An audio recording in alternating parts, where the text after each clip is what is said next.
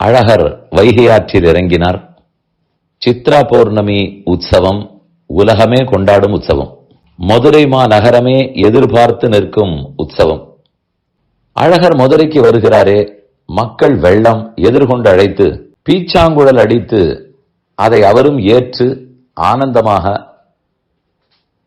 மக்களோடு மக்களாக எழுந்துள்ளார். கள்ளழகர், அழகர் மலை, திருமாலிருஞ்சோலமலைங்கிற ஊர் பேரை சொன்னாலே அழகன் குளிர்ந்து போகிறார்.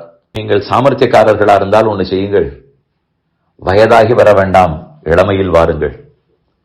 கல்வியும் இளமையில், பக்தியும் இளமையில், மாலிரும் சோலைக்கு நாம் யாத்திரையாக செல்வதும் இளமையில். அவர் கள்ளர், உள்ளத்தை பறிக்கும் கள்ளர்,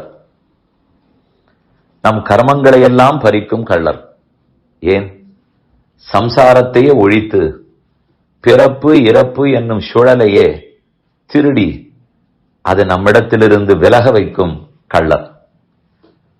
அப்படிப்பட்ட கள்ளழகர் சித்ரா பௌர்ணமி அன்று மதுரைக்கு எழுந்தருளி மக்கள் அனைவருக்கும் கடாட்சத்தை பொழிந்து திரும்பவும் அழகர் மலைக்கு செல்லுகிறார். ஆச்சரியமான உற்சவம். மதுரையில் இருப்பவர்கள் பாக்கியசாலிகள். தமிழ் வளர்த்த ஊர், பெரியாழ்வார் முதலில் திருப்பல்லாண்டு பாடிய ஊர்,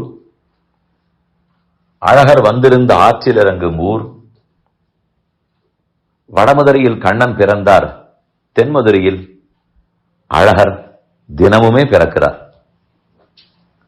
அப்படிப்பட்ட மதுரைக்கும் வைகை ஆற்றுக்கும் அழகர் திருவடிகளுக்கும் போற்றி போற்றி.